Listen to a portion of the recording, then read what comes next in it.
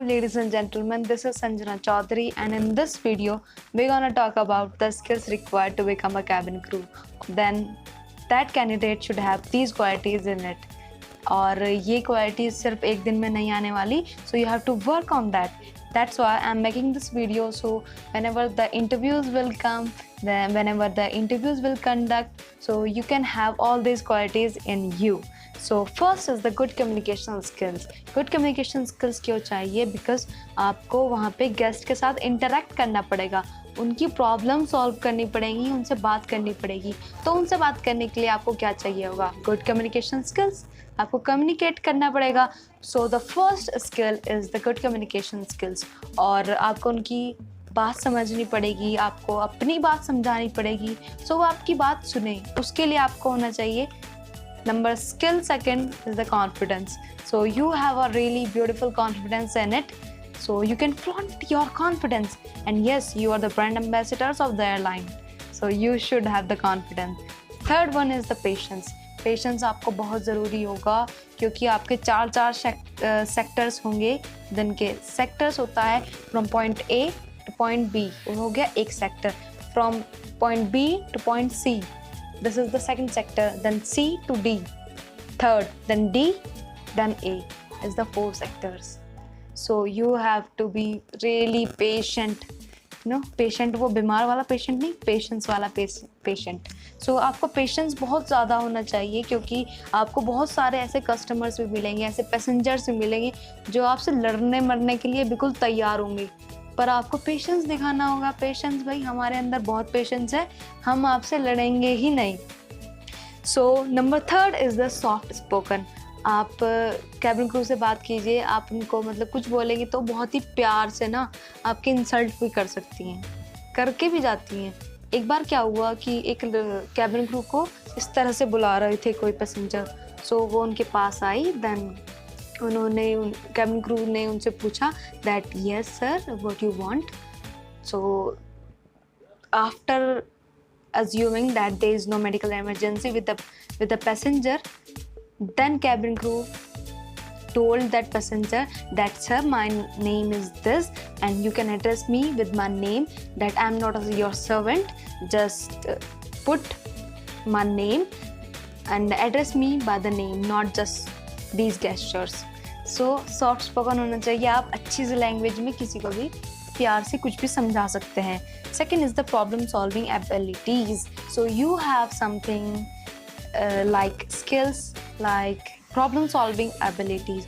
आप बोर्ड पे जाते हैं, you are on board just for the safety and security of the passengers and to solving their problems if they are having certain problems. अगर आप उनको seat ढूंढने में दिक्कत हो रही है तो आप उनकी हेल्प कर सकते हैं.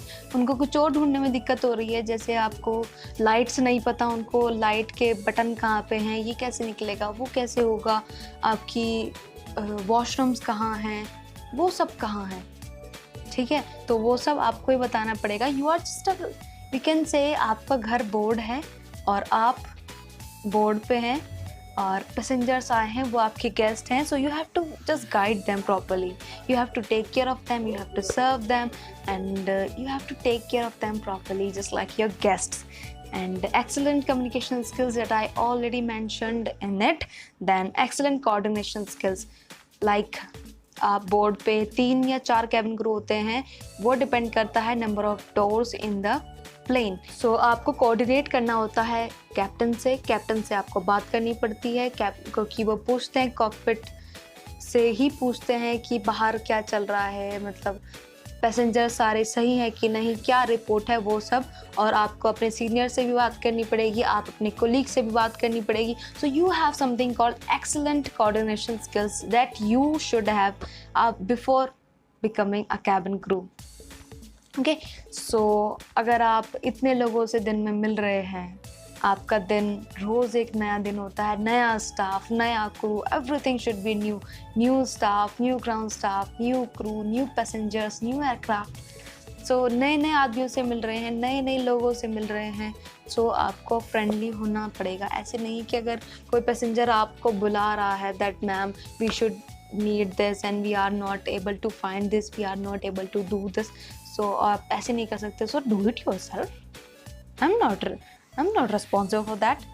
ऐसा नहीं है, ऐसा मत करना, और एक कैबिन क्रू ऐसा कभी भी नहीं करते हैं। सो आप इस बात का ध्यान रखें कि आपके अंदर ये स्किल ज़रूर होनी चाहिए, which is the friendly nature. You should be really outgoing person. अगर आपको कोई बुला रहा है, आपकी कोई हेल्प मांग रहा है, तो आप उसकी हेल्प पक्का से करें। So these were the qualities and these were the skills that you need to have and you should have in yourself before becoming a cabin crew. So hope you get it and hope you get my point. I made it easier. So if you find this video is helpful, so please give this video a really good thumbs up. And if you have any suggestion, feedback or any query, so please let me know in the comment section. I will be really happy to read your comments, because I love reading comments, like what you feel about this video and what are the feedback of this video. If I made something wrong, if I say something wrong, then please let me know. I will be really improve that thing in my next video. So please stay tuned, and thank you so much for watching this video. Namaste.